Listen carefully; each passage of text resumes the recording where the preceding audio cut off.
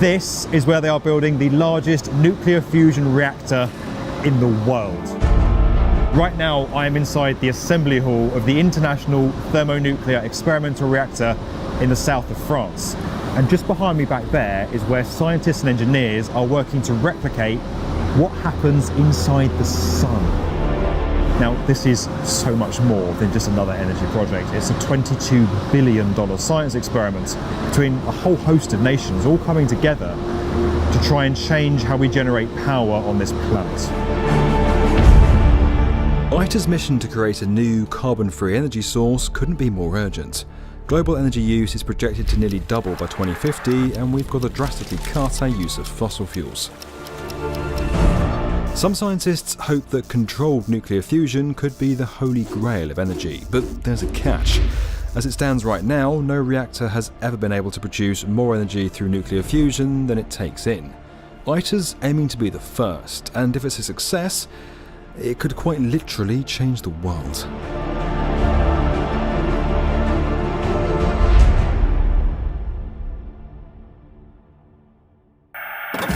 Nuclear fusion, the energy which fires the hydrogen bomb, and the sun. Could this be the pot of gold waiting at the end of the rainbow? To provide energy which is cheap, clean, and inexhaustible.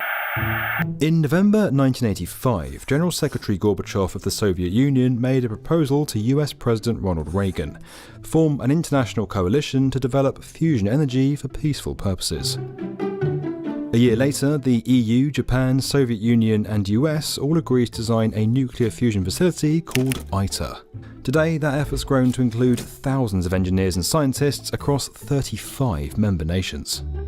Scientists plan to use this 23,000-ton reactor to, basically in layman's terms, create a tiny star here on Earth that's then used to power the world. Now, if that sounds like a really big deal to you, it's because it is. The nuclear reactors you're probably familiar with use a process called fission, where atoms are split apart and energy is released in the form of heat and radiation. That's the same process that powers those terrible atomic bombs and the nuclear power plants we have today. It's driven by elements like uranium and plutonium, which can be hard to get hold of and end up as dangerous nuclear waste. Nuclear fusion, however, is the process by which atoms are fused together using elements that are abundant on Earth, like the hydrogen isotopes you can extract from water. Heat generated from nuclear fusion reactors can be used to produce steam that can power turbines and generators to create electricity. Once you can do that, you kind of have an unlimited supply of carbon-free energy that isn't dictated by whether it's sunny or windy. The problem is, achieving efficient, scalable nuclear fusion here on Earth is still really hard to do. You need a machine that can withstand temperatures 10 times hotter than the core of the Sun and twice the force required to launch a space shuttle. That's all to say this thing has to be really, really durable, and that's where the insane levels of concrete and engineering that you see going on here all come into play. Here's how it'll work. Hydrogen atoms are injected into this vacuum vessel, then a giant superconducting magnet around the machine is turned on, and the voltage strips the electrons from their atoms, forming something called plasma.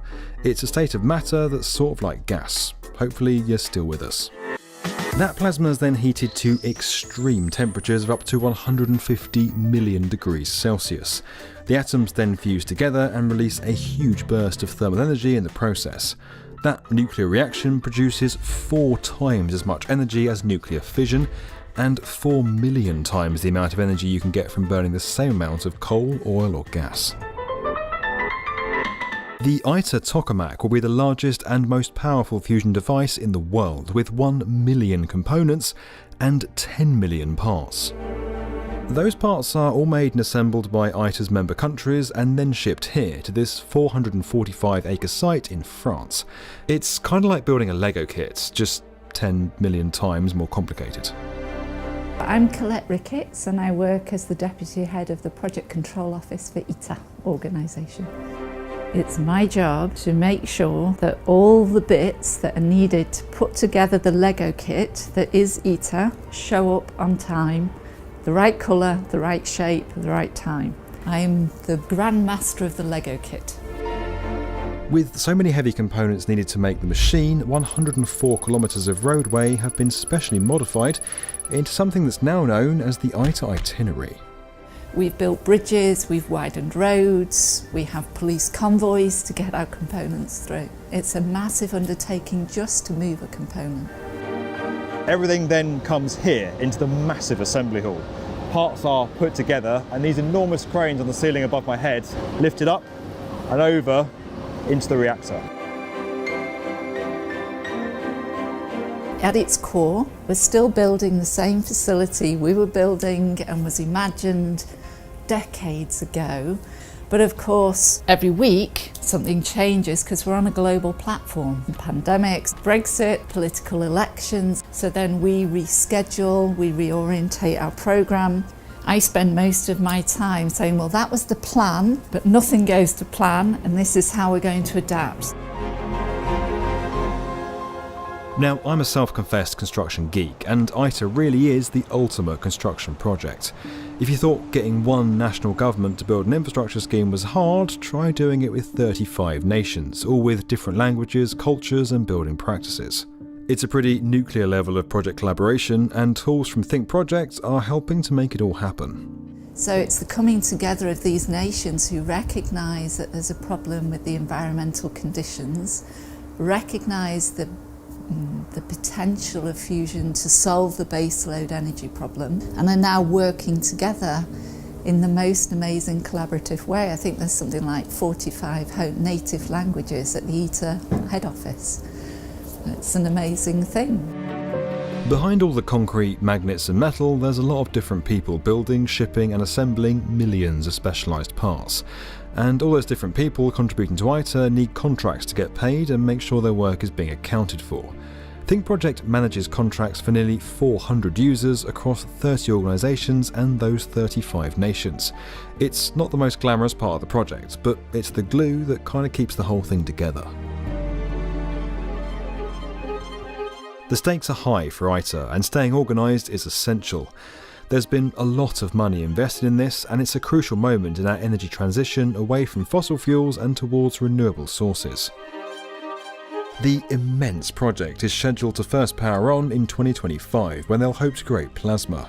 Eventually, the goal is to create, at least for a few seconds, what scientists call net energy, where more energy is produced than used. Once that small task is done, the next challenge will be to actually funnel the energy made through fusion into our existing power grids. But that's still a couple of decades away and will likely be taken up by other reactors. ITER isn't the only group trying to harness the power of nuclear fusion. A growing number of coalitions and private companies are racing to figure out how to make fusion power commercially viable and competitive with the price of fossil fuels. The new US infrastructure bill has a number of provisions for nuclear energy research and production. Once someone cracks the code, commercially scalable carbon-free energy production would dramatically reduce the world's dependence on fossil fuels. But it'll take time, and lowering the costs of renewable energy might help us get there first. The possibility of a future that is good for our children and our children's children with a good standard of living demands fusion. There's no other solution. Standing here at the very centre of this reactor that could quite literally change the world is a really powerful reminder of just how impactful the construction industry can be. You know, none of this would be possible without the sector that so many of you work to create every day. Yeah, the spot where I'm currently standing in decades to come could be seen as the birthplace of a new kind of energy on this planet. I'm not sure it gets cooler than that. This video was made possible by Think Projects. You can learn more about that at the link below. And as always guys, if you want to get more from the definitive video channel for construction, from the channel that takes you inside the very heart of a nuclear reactor, make sure you're subscribed to the B1M. Ooh.